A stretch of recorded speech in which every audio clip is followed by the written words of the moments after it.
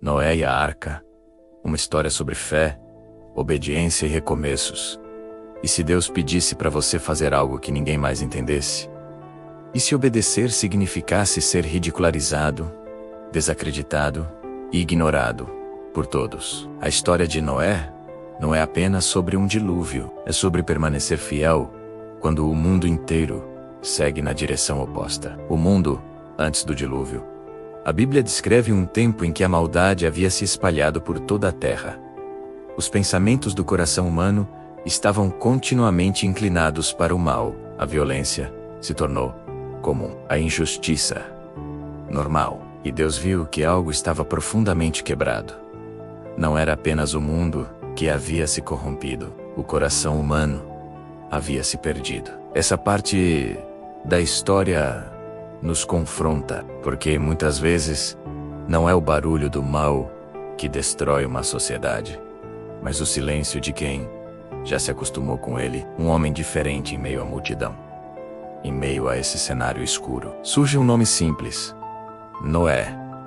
A Bíblia diz que Noé era justo e íntegro em sua geração. Não porque fosse perfeito, mas porque decidiu andar com Deus quando ninguém mais queria. Noé não era famoso, ou era rei. Não era profeta conhecido. Era apenas um homem comum que escolheu obedecer. E talvez seja isso que mais incomode. Deus não procurou alguém extraordinário. Ele procurou alguém disposto, o chamado que ninguém entenderia.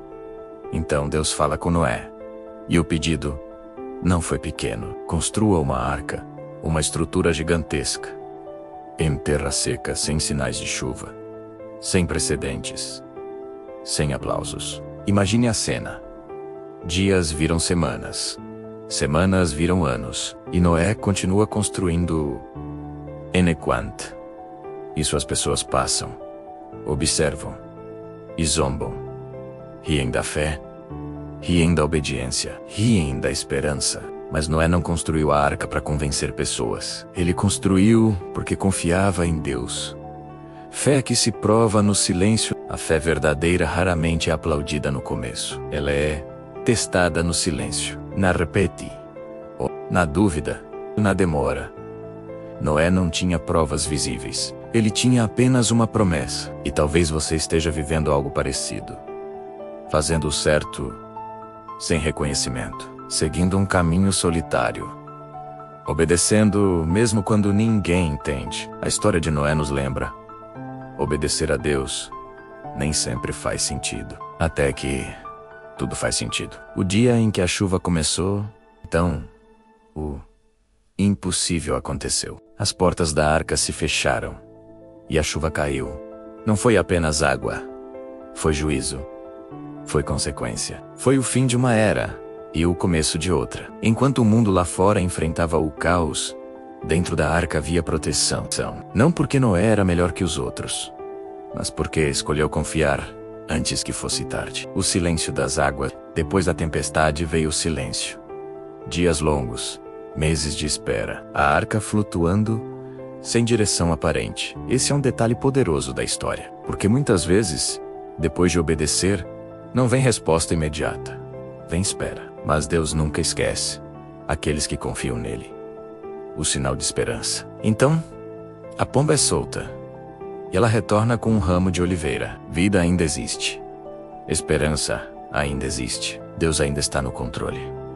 Quando Noé finalmente pisa em terra firme, a primeira coisa que ele faz não é construir uma casa, não é plantar, não é celebrar. Ele constrói um altar, porque quem reconhece de onde veio o livramento, não esquece quem foi o autor do recomeço. O arco-íris.